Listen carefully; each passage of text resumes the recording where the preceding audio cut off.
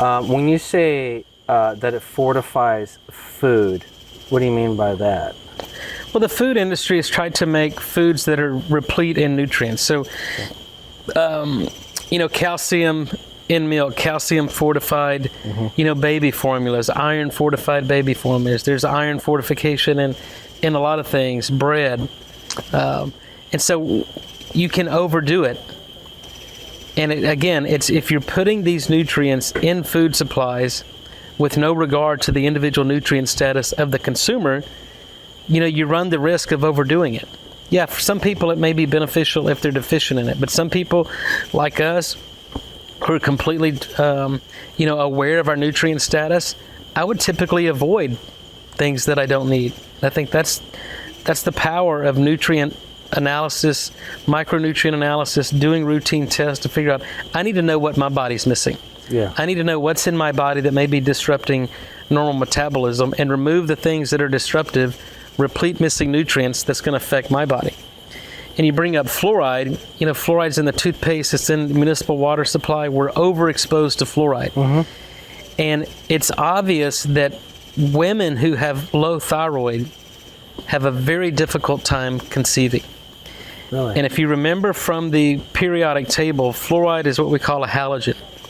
It's on the same category as chloride, or chlorine, as iodine, bromide. And so we need iodine for normal thyroid function. Okay. The Western diet is completely devoid of any iodine. So number one, 95% of Americans are deficient in iodine. And then fluoride's in everything. So fluoride competes with iodine for binding to the thyroid hormone.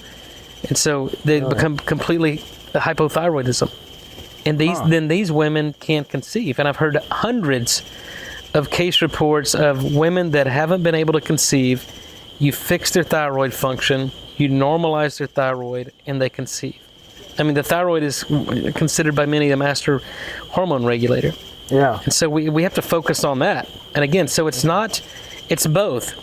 It's a nutrient deficiency because there's not enough iodine, and there's toxicity from too much fluoride.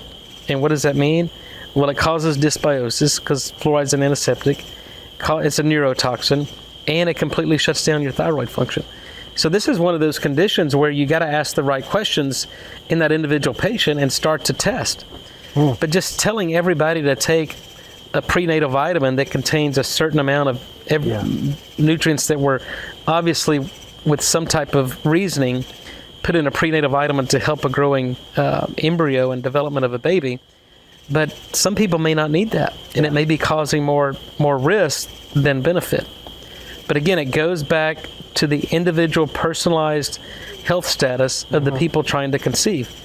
The health status of the man, the health status of the woman. If they're not healthy, then natural selection will tell us that if you're unhealthy and you can't support your own life and well-being, then there's no way you can support a growing baby inside you. And typically they'll either not conceive or they'll have spontaneous abortions, and the baby will basically not survive. So basically, there's a box. Not everyone fits in the box. You need to really identify yourself personally of what your own deficiencies are. That's right. So basically, if you're saying for someone who's in that first trimester, really first you need to identify what your own body's deficiencies are to even know how to best actually help produce a healthy child. Well, look, if you're in the first trimester, that means that there was actual conception. Yes. Right? You've got a growing, living human being inside your body. And it's that first trimester where really the critical stages of development occur.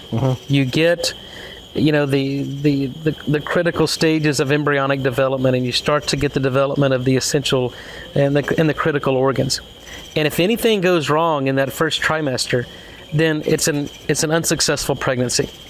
And it's typically, the baby will spontaneously abort, and then, sometimes you have to have a D&C to remove that from the body. But once you get past the first trimester, then the chances of you having a successful delivery increase.